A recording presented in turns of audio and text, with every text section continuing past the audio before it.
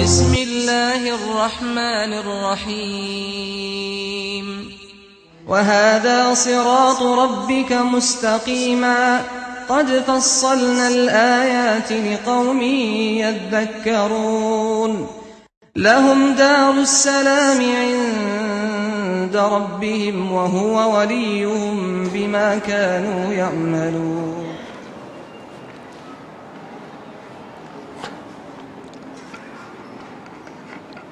Bismillahirrahmanirrahim. Assalamualaikum warahmatullahi wabarakatuh. Innal hamdalillah nahmaduhu wa nasta'inuhu wa nastaghfiruh wa na'udzu billahi min shururi anfusina wa min sayyiati a'malina. May yahdihillahu fala mudilla lahu wa may yudlilhu fala hadiya lahu.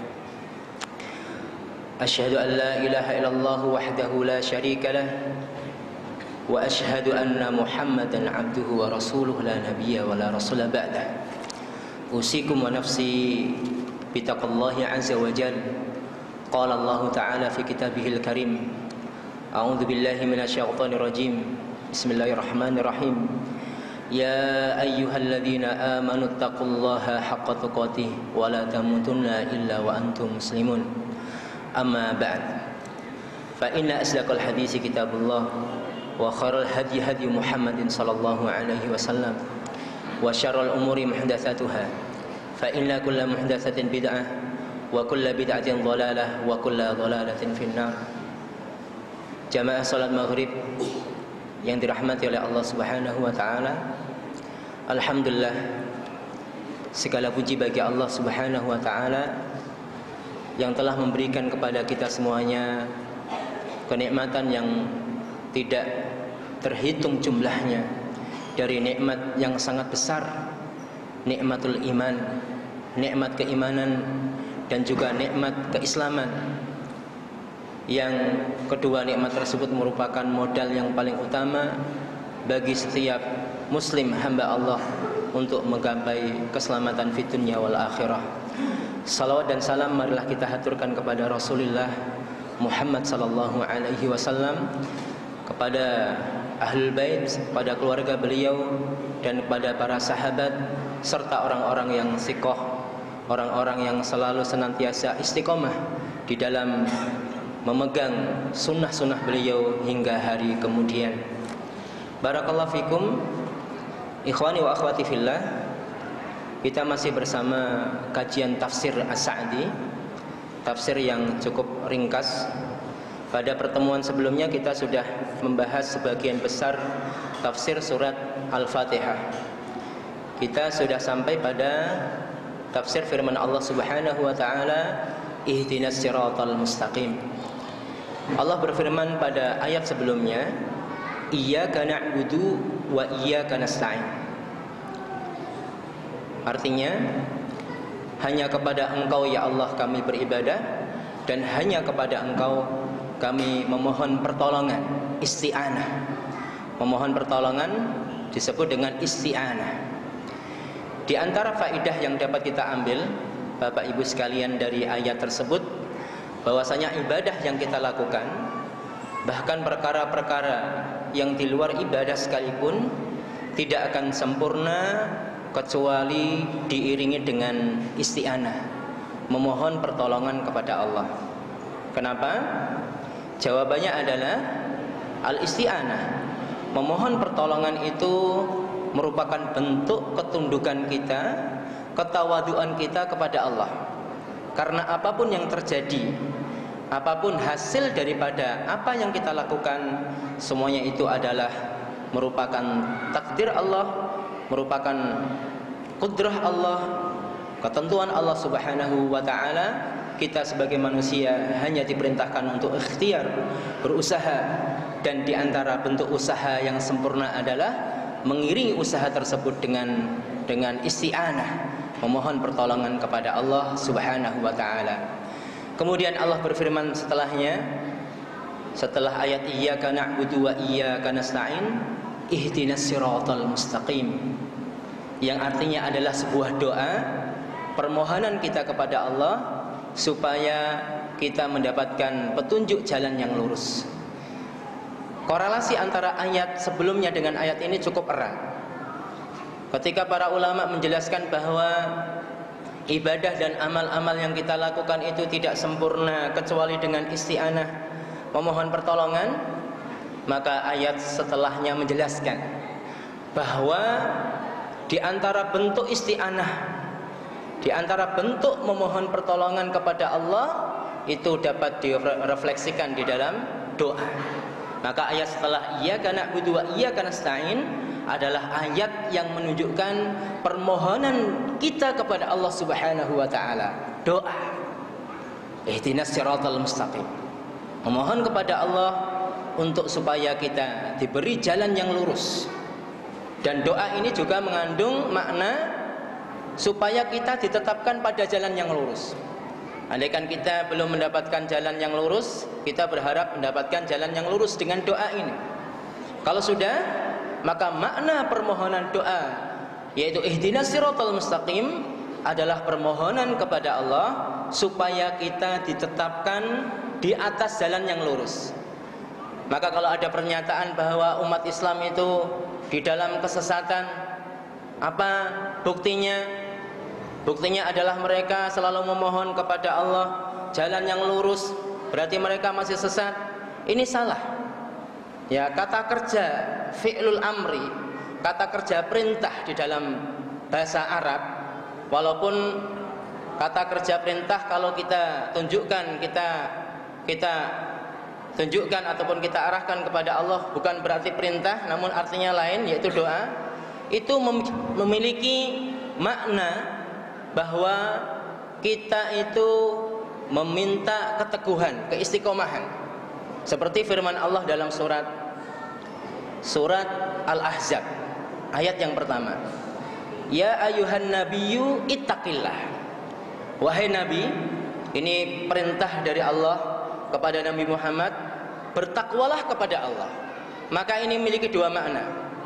Memerintahkan untuk bertakwa, dan andaikan Rasulullah sudah bertakwa, ini adalah perintah supaya Rasulullah sallallahu alaihi wasallam istiqomah di dalam bertakwa kepada Allah Subhanahu wa taala. Ini maknanya. Ihdinas siratal mustaqim. Tunjukkan kepada kami jalan yang lurus. Siratal ladzina an'amta alaihim. Yaitu jalan orang-orang yang Engkau berikan kepada mereka nikmat. Yang para ahli tafsir mengatakan mereka yang mendapatkan karunia Allah berupa nikmat adalah an-nabiyyun, para nabi, wasiddiqun, orang-orang siddiq, wasyuhada, orang-orang yang syahid, wassalihin, orang-orang soleh. Jadi kita mengharapkan jalan yang ditempuh oleh 4 golongan ini. Golongan para nabi, golongan orang-orang siddiqun. Orang-orang siddiqun ternyata level mereka di bawah level para anbiya. Orang-orang yang betul-betul yakin dan membenarkan apa-apa yang disampaikan oleh Allah dan para rasulnya. Kemudian yang ketiga adalah orang-orang yang mati syahid, as-suhada. Kemudian yang keempat adalah as-salihin, orang-orang saleh. Ghairil maghdubi alaihim waladdallin. Bukan jalan orang-orang yang dimurkai dan bukan jalan orang-orang yang sesat. Ghairil maghdubi alaihim, bukan jalan orang-orang yang dimurkai. Mereka adalah orang-orang Yahudi dan yang semisalnya. Mereka memiliki ciri, orang-orang Yahudi memiliki ciri apa? Mereka memiliki ilmu namun tidak mengamalkan. Memiliki pengetahuan namun tidak mengamalkan pengetahuannya. Kemudian waladzalin, dan juga bukan jalan orang-orang yang sesat. Mereka adalah orang-orang Nasrani dan orang-orang yang semisal dengan mereka. Mereka dikatakan sesat karena mereka hanya memiliki semangat di dalam beramal namun tidak didasari ilmu. Ya. Al-Imam Sufyan bin Uyainah mengatakan, "Man fasuda min ulama'ina fa fihi shibhun minal yahud, wa man fasuda min ubbatina fa fihi shibhun minan nasara." Yang artinya orang-orang yang rusak dari kalangan ulama kami, ulama umat Islam, maka di situ ada keserupaan dengan orang Yahudi. Disebut ulama memiliki ilmu tapi tidak mempraktekkan ilmunya. Dan orang-orang yang rusak dari kalangan ahli ibadah kami, orang-orang Islam, maka di sana ada penyerupaan, ada keserupaan dengan orang-orang Nasrani di sini. Maka Islam, Ahlus Sunnah wal Jamaah memadukan antara ilmu dan amal. Menarik sekali apa yang disampaikan oleh Al-Imam Ibnul Qayyim Al-Jauziyah dalam muqaddimah kitabnya Miftah Daris Sa'adah. Beliau menyebutkan, qad akhbarallahu ta'ala bi raf'id darajat fi kitabihi fi arba'ati mawadhi. Allah Subhanahu wa taala menyebutkan pengangkatan derajat manusia di dalam Al-Qur'an cuma 4 tempat saja. Cuma 4 ayat saja yang menyebutkan tentang pengangkatan derajat seseorang. Yang pertama, surat Al-Mujadilah ayat yang ke-11. Surat Al-Mujadilah ayat yang ke-11, Allah berfirman, yarfa'illahu alladhina amanu minkum walladhina utul ilma darajat. Allah mengangkat derajat orang-orang yang beriman di antara kalian dan orang-orang yang berilmu sampai beberapa derajat. Di sini disimpulkan yang diangkat derajat adalah orang yang beriman dan orang yang memiliki ilmu. Kemudian surat yang lain, surat Al-Anfal ayat yang keempat, Allah berfirman, ulaika humul mu'minuna haqqan. Mereka adalah orang-orang mukmin yang sejati. Yang ciri-ciri mereka disebutkan di ayat sebelumnya, yang menegakkan salat, yang menunaikan zakat, yang mengeluarkan infak baik yang wajib ataupun yang sunnah, disebut sebagai mukmin yang sejati. Ulaika humul mu'minuna haqqan lahum darajatun 'inda rabbihim. Bagi mereka derajat-derajat di sisi Allah Subhanahu wa taala. Orang yang beriman yang diangkat derajatnya pada ayat ini. Kemudian di ayat yang lain, surat Thaha ayat 75. Surat Thaha ayat 75 Allah berfirman, "Wa may ya'tihi mu'minan wa qad 'amilas shalihat fa ulaika lahumud darajatul 'ula." Orang yang datang berjumpa dengan Allah dalam kondisi beriman dan telah beramal saleh, maka bagi mereka derajat yang tinggi di sisi Allah. Orang yang beramal dan beramal saleh. Kemudian yang terakhir, yang keempat, surat An-Nisa ayat 95. Allah mengatakan, wa faddalallahul mujahidina bi amwalihim wa anfusihim 'alal qa'idina darajah. Allah itu melebihkan derajatnya. Derajat siapa? Derajat para mujahid yang berjuang di jalan Allah dengan harta dan jiwanya, diangkat beberapa derajat di atas orang-orang yang tidak berjihad. Karena mungkin ada faktor halangan sehingga dia tidak berjihad fisabilillah, namun derajat orang-orang yang berjihad Allah angkat lebih daripada derajat orang-orang yang tidak berjihad fisabilillah. Wa faddalallahu mujahidina bi amwalihim wa anfusihim 'alal qa'idina darajah. Kemudian beliau mengatakan, maka disimpulkan dari ayat-ayat yang menerangkan tentang pengangkatan derajat manusia, derajat manusia itu tidak mungkin terangkat kecuali dengan 3 hal. Yang pertama adalah iman, dan ini mewakili ilmu, karena iman yang benar tidak mungkin terwujud kecuali dengan ilmu. Ini yang pertama. Kemudian yang kedua adalah amal. Kemudian yang ketiga, khusus daripada amal itu sendiri, atau amal yang memiliki kedudukan yang sangat luar biasa, yang disebut dalam hadis dirwatu sanamil Islam, puncak daripada amal Islam, yaitu jihad fisabilillah. Ilmu, amal, dan jihad fisabilillah. Maka orang yang memiliki ilmu, hendaklah dia bersemangat untuk beramal dan berjihad, maka akan benar. Orang yang berjihad fisabilillah, memerangi orang kafir, maka harus berdasarkan ilmu, sehingga jihadnya, perjuangan dia memerangi orang kafir itu tidak sembrono dan sembarangan. Jihad yang merupakan dzirwatu sanamil Islam, puncak daripada amal Islam, andaikan dilakukan tanpa dasar ilmu, maka mafsadat, kerusakannya itu akan lebih besar daripada maslahatnya. walaupun amal itu merupakan puncak daripada amal tertinggi. Dan kita saksikan orang-orang yang berlebih-lebihan dalam hal ini tanpa didasari ilmu luar biasa, menimbulkan kerusakan yang sangat luar biasa. Maka intinya, ayolah ikhwan bapak ibu sekalian, bukan hanya sekedar kita punya ilmu tapi melempem gak semangat, atau sebaliknya semangat berilmu namun malas ngaji, malas belajar, malas menghadiri majelis taklim, atau hanya sekedar menghadiri majelis taklim tertentu saja, hanya memandang kebenaran itu sebatas fulan dan fulan, tidak melihat kebenaran itu sendiri. Ini keliru. Ini sangat keliru sekali. Kita terjebak dalam kubangan ta'assub fanatik sedangkan kita tidak merasa. Itu penyakit, ya. Dan penyakit itu nggak masalah kalau orangnya paham. Maksudnya paham dirinya sakit. Yang jadi masalah ketika seseorang itu sakit, dia tidak paham kalau dirinya sakit. Allahul musta'an. Nas'alullaha as-salamah wal afiyah. Barakallahu fikum Bapak Ibu sekalian. Kita lanjutkan. Ghairil maghdubi alaihim waladdallin. Sudah terakhir surat Al-Fatihah. Kemudian kita menginjak pada surat berikutnya, surat Al-Baqarah. Surat Al-Baqarah dimulai dengan firman Allah, Bismillahirrahmanirrahim. Dan bismillah ini bukan bagian daripada surat Al-Baqarah. Sedangkan tafsir tentang bismillah sudah kita bahas sebelumnya, tidak perlu kita ulang kembali. Kita langsung saja mengkaji daripada surat Al-Baqarah ini. Namun sebelumnya kita sedikit menjelaskan tentang muqaddimah, selayang pandang tentang surat Al-Baqarah. Jadi surat Al-Baqarah ini termasuk surat Madaniyah. Ada surat yang disebut dengan Makkiyah, ada Madaniyah. Sering kita ulang-ulang ini.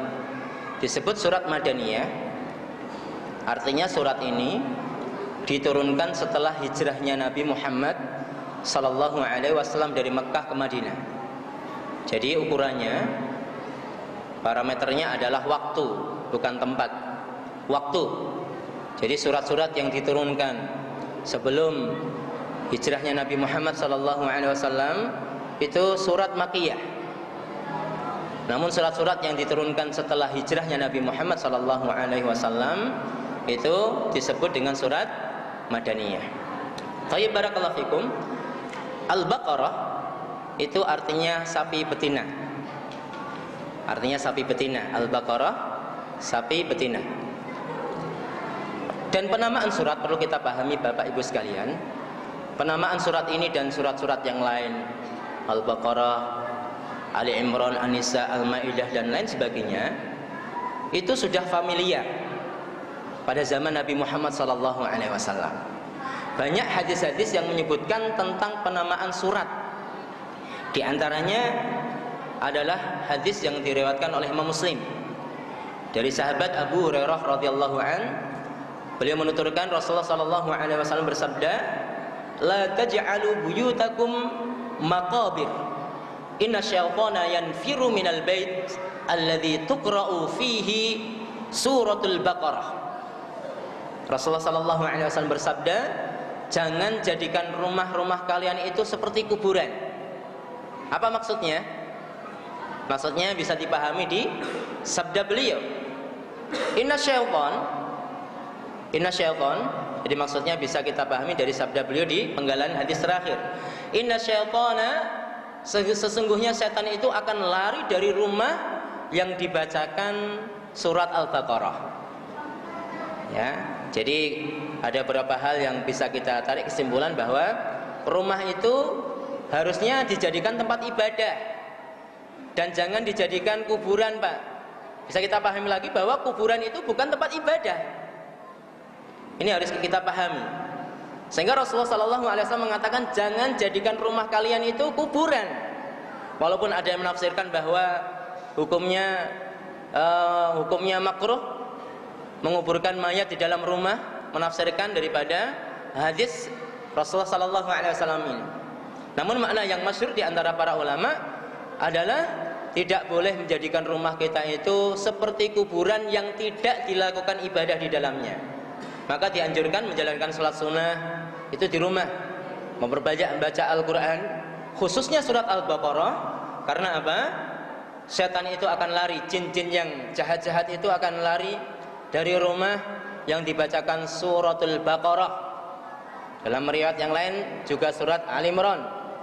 Kalau ada sesuatu indikasi sihir atau apa, jin atau mungkin penampakan, itu bisa jadi kesalahan kita karena kita tidak pernah membaca Al-Quran. Di sini kita tidak mempraktekkan sunnah Rasul. Yang ringan-ringan yang kita bisa laksanakan, kenapa kita tidak bisa laksanakan? Jangan yang tinggi-tinggi lah, yang ringan-ringan saja. Tapi barakallahu fikum, suratul Baqarah, penamaan surat ini dengan nama Al-Baqarah yang artinya sapi betina ternyata sudah ada pada zaman Rasulullah SAW. Kemudian ada hadis Bukhari dan Muslim tentang kisah seorang pemuda yang miskin yang ingin menikah, Pak, dengan seorang perempuan namun tidak memiliki mahar. Dan biasanya menurut adat orang-orang Arab, mahar itu tinggi. Beda dengan kita, ada yang tinggi, ada yang sedang-sedang, ada yang sangat murah sekali. Pernah saya ceritakan dengan kawan-kawan kita ketika kita di Yaman.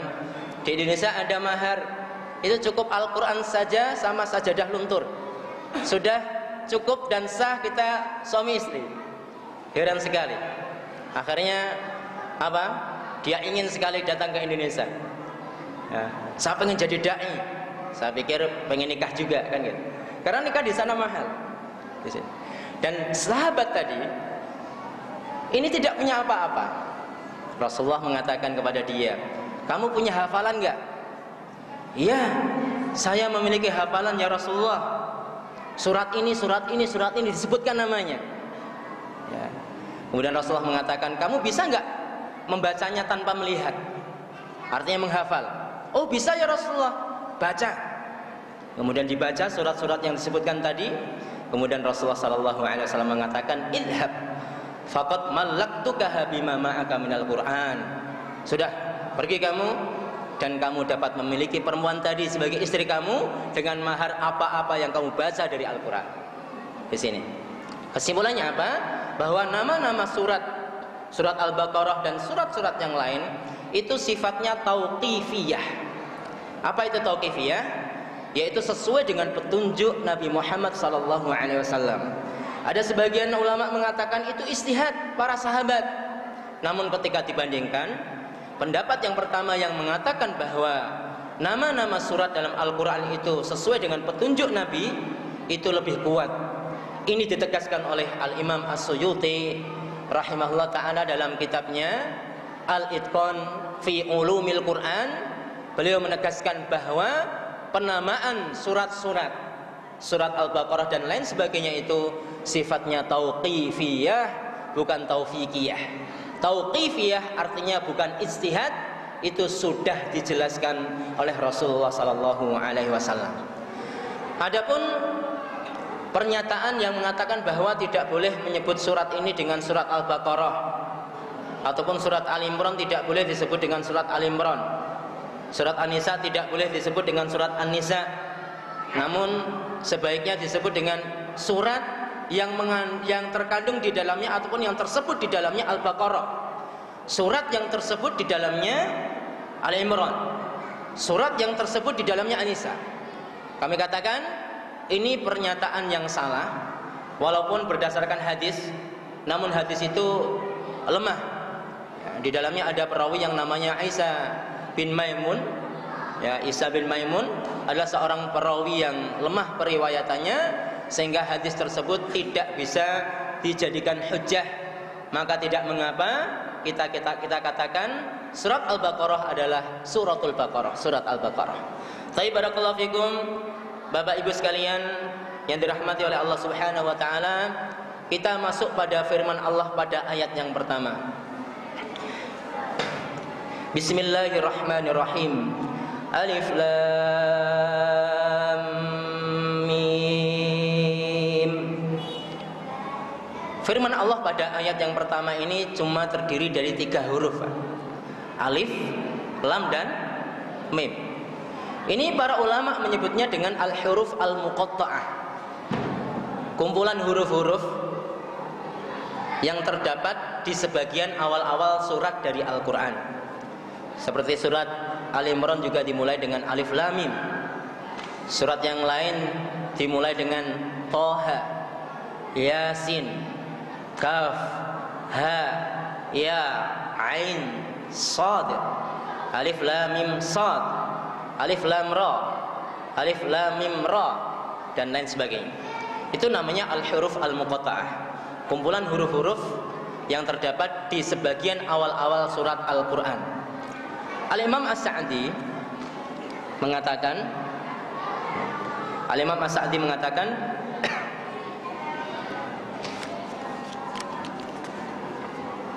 wa amal huruful muqatta'ah fi awailis suwari fal aslamu fiha as-sukutu 'anit ta'arrudi li ma'naha min ghairi mustanadin syar'i ma'al jazmi bi anna Allah ta'ala lam yanzilha 'abasan bal li hikmatin la na'lamuha. Beliau mengatakan dalam tafsirnya, huruf-huruf yang terdapat di awal sebagian surat-surat Al-Quran itu yang paling selamat, kata beliau, fal aslam fiha sukut, diam dan tidak memaksakan diri untuk memberikan tafsiran dan makna. Ini pendapat beliau, tanpa ada dasar syar'i, ma'al jazmi, namun harus diyakini bahwa Allah Subhanahu wa ta'ala tidak menurunkan apapun dari Al-Quran, satu huruf pun dalam Al-Quran itu sia-sia. Pasti ada hikmahnya, baik kita ketahui ataupun kita tidak ketahui. Di sini bukan berarti kalau kita tidak tahu maknanya itu sia-sia, tidak. Ini pernyataan yang sangat luar biasa dari beliau, disebutkan dalam tafsir As-Sa'di ini, mengenai makna ataupun mengenai sikap kita terhadap potongan-potongan huruf, kumpulan-kumpulan huruf yang terdapat di awal-awal surat-surat Al-Quran. Namun kalau kita lihat tafsir yang lain, secara global para ulama memiliki dua pendapat dalam hal ini. Ya, memiliki pendapat, ya, memiliki dua sikap terhadap huruf-huruf yang terdapat di awal-awal surat Al-Quran. Yang pertama, tidak menafsirkannya. Sudah, ini ilmunya Allah yang tahulah. Walaupun ini harus diiringi juga, ya, harus diiringi bahwa walaupun kita tidak tahu, harus yakin bahwa itu ada hikmahnya yang kita tidak tahu hikmahnya. Tapi bukan batil dan sia-sia, tidak. Ini keliru. Bukan berarti apa sih, ini cuma hiasan saja, tambahan saja. Bahkan hurufuz ziyadah, huruf-huruf tambahan, ya, yang kalau kita lihat dari bahasa Arab itu maknanya mungkin tidak ada, namun ketika ditambahkan dalam salah satu kata dalam Al-Quran memiliki makna, nah, sebagai penguat dan lain sebagainya. Ini Al-Quran yang datang dari Allah dan tidak ada kesia-siaan di dalamnya. Kemudian yang kedua, pendapat yang kedua mengatakan ada maknanya, ada tafsirnya. Walaupun mereka yang mengatakan bahwa kata-kata alif lam mim dan yang semisalnya ini ada maknanya, namun juga tidak lepas daripada perdebatan mereka, apa toh maknanya. Ada sebagian mereka mengatakan alif lam mim, alif lam ra dan yang semisalnya itu adalah nama-nama surat. Jadi orang mengatakan qara'tu alif lam mim as-sajdah, saya membaca alif lam mim as-sajdah, nama surat tersebut. Ini pendapat, satu pendapat. Kemudian pendapat yang lain mengatakan bahwa huruf-huruf tersebut menunjukkan nama Allah Subhanahu wa ta'ala. Alif lam mim, Yasin, Thaha. Namun ini sama sekali tidak berdasar pada nas yang kuat. Ya, tidak ada dasar nas yang kuat bahwa huruf-huruf tersebut menunjukkan bagian daripada nama-nama Allah Subhanahu wa ta'ala. Kemudian yang ketiga, ada yang mengatakan bahwa huruf-huruf tersebut, ya, Allah Subhanahu wa ta'ala turunkan untuk menarik perhatian orang-orang kafir, orang-orang musyrik yang khususnya mereka yang berpaling dari mendengar Al-Quran. Maka disampaikan sesuatu yang unik. Alif lam mim. Apa alif lam mim? kemudian mendengarkan ayat setelahnya. Ini satu pendapat. Kemudian pendapat yang lain mengatakan bahwa huruf-huruf tersebut adalah bagian daripada mukjizah, bagian daripada mukjizah yang dimiliki oleh Al-Quran. Dari sisi mana ini mukjizat? Alif Lam Mim terdiri dari huruf apa, Pak? Alif, Lam, dan Mim. Termasuk huruf hijaiyah atau tidak? Atau di luar huruf hijaiyah dari alif sampai ya? Termaktub gak di dalamnya? Termaktub. Artinya bukan huruf asing yang datang dari luar angkasa, ya? Tidak.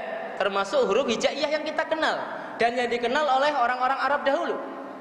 Disebutkan oleh Allah Alif Lam Ra. Ya. Itu untuk menunjukkan bahwa Al-Quran itu menggunakan bahasa Arab yang fasih. Kalian itu pun bicara dengan bahasa Arab yang fasih. Para ahli syair. Kalau bahasa Arab, kalau Al-Quran itu menggunakan bahasa Arab, kenapa kalian tidak bisa membuat semisal Al-Quran ataupun semisal satu surat saja dari Al-Quran? Ini mukjizat. Kalau Al-Quran itu berasal dari bahasa yang mereka tidak pahami, ini bukan mukjizat. Ini memang mereka tidak mampu karena tidak ada kemungkinan. Sedangkan tantangan Al-Quran, tantangan Allah kepada orang kafir untuk mendatangkan yang semisal dengan Al-Quran itu diiringi dengan kemampuan. Hurufnya sama, kalian juga berbicara pakai bahasa Arab, kenapa tidak mampu? Ini bukti bahwa Al-Quran kitabullah. Al-Quran adalah kitabullah yang diturunkan dari sisi Allah, bukan buatan Muhammad sallallahu alaihi wasallam. Coba kita teliti Bapak Ibu sekalian.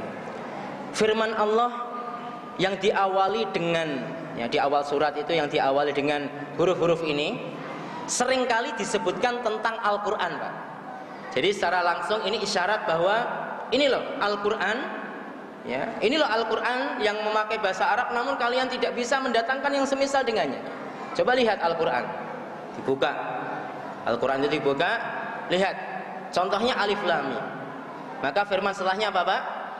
Dzalikal kitab. Bicara tentang apa? Al-Quran. Kemudian firman yang lain, surat Al-A'raf, Alif Lam Mim Shad. Apa setelahnya? Kitabun unzila ilaik. Kitab lagi. Surat yang sering dibaca di masyarakat, Yasin. Apa setelahnya? Wal Quran. Luar biasa ini. Masya Allah, Al-Quran itu indah sekali. Ikatan antara satu ayat dengan ayat yang lain sangat luar biasa. Masih banyak contoh yang lain. Surat Fussilat misalnya, Hamim, Tanzilun minar rahmanir rahim. Tanzilun minar rahmanir rahim. Al-Quran yang diturunkan dari Allah yang maha rahmat, maha kasih. Dan surat-surat yang lain, ya. Hamim, Ain, Sin, Qaf, kadzalika yuhi ilai, tentang wahyu Al-Quran. Luar biasa. Ini oleh sebagian para ulama merojihkan, ya. Mereka merojihkan pendapat yang ini bahwa Alif Lam Mim dan yang semisal memang maknanya kita tidak tahu, kita serahkan pada Allah. Tapi faidah yang dapat diambil adalah itu mukjizat yang terdapat dalam Al-Quran. Yang Al-Quran menggunakan bahasa Arab, namun ternyata orang-orang yang paling fasih berbicara bahasa Arab, orang-orang kafir terdahulu, tidak mampu mendatangkan sesuatu yang sama semisal dengan Al-Quran ataupun semisal dengan satu surat saja dari Al-Quran. Wallahu a'lam bishawab. Qala ta'ala, dzalikal kitabu la raiba fi. Dzalikal kitabu la raiba fi hudal lil muttaqin. Dzalikal kitabu la raiba fi hudal lil muttaqin. Dzalikal kitab. Dzalikal kitab adalah kitab ini, walaupun menggunakan kata-kata dzalik. Dzalika itu dalam bahasa Arab artinya itu, Pak, menunjuk sesuatu yang jauh. Kalau menunjuk sesuatu yang dekat, bahasa Arabnya hadza.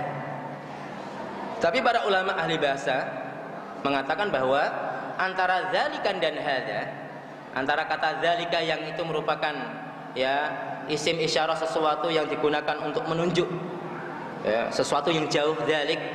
Kalau hada itu adalah untuk menunjuk sesuatu yang dekat. Antara keduanya itu maknanya saling menempati.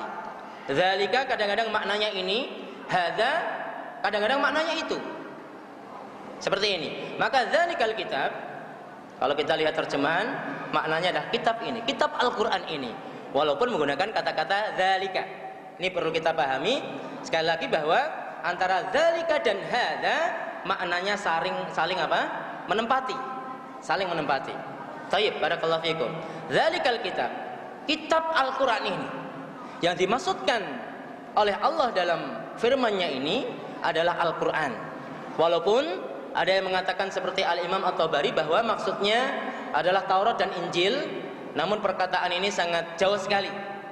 Yang benar adalah mayoritas para ulama, maksud daripada dzalikal kitab adalah kitab Al-Qur'an.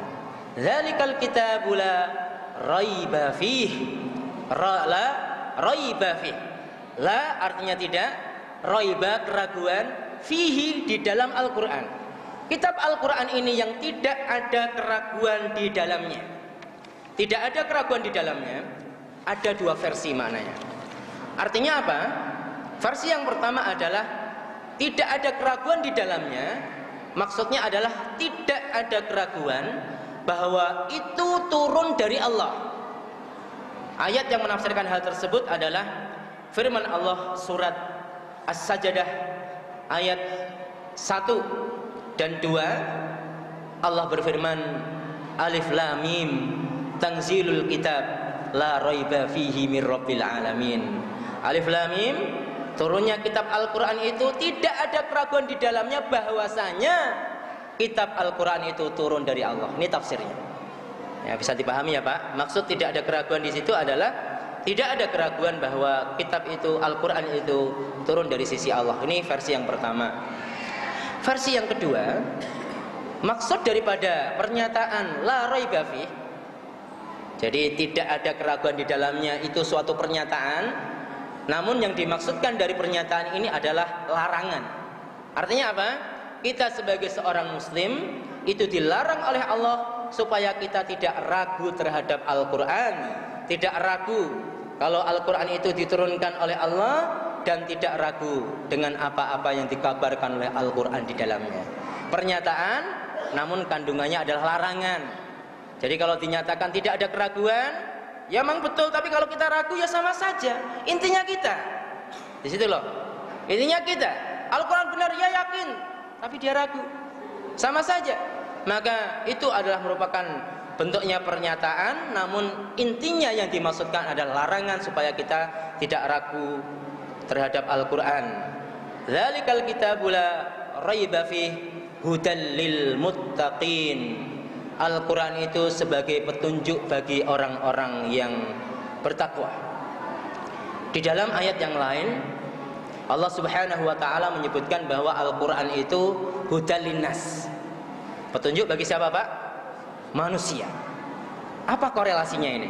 Ini harus kita pahami nih. Kenapa satu sisi Al-Quran menyebutkan dia itu sebagai petunjuk secara umum untuk manusia, tapi sisi yang lain khusus untuk orang-orang yang bertakwa? Ini gimana nih? Mungkin kalau orang yang tidak mengkaji akan menyimpulkan nggak konsisten nih Al-Quran. Tidak. Semuanya benar.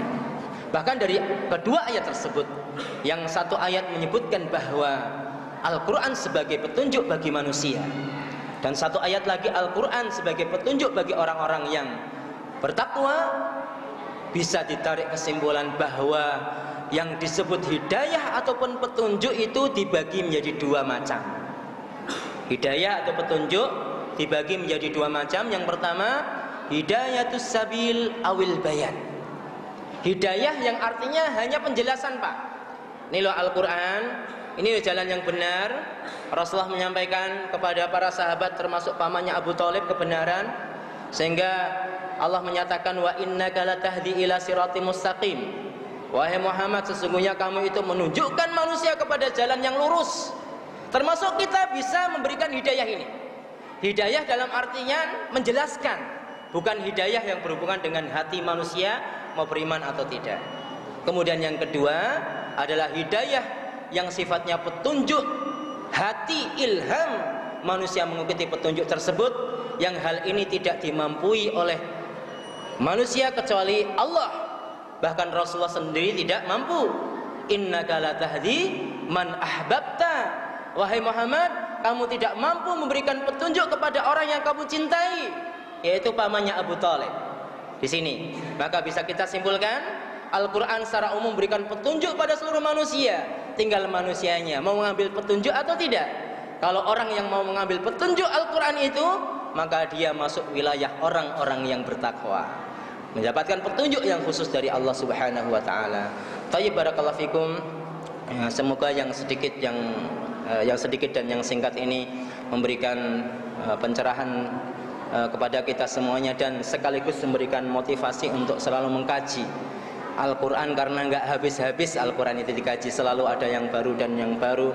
Dan lebih penting daripada itu adalah amalan kita setelah kita paham tentang makna Al-Quran. Jangan sampai kita hanya sekedar mengkonsumsi ilmu, namun kita itu miskin daripada amal.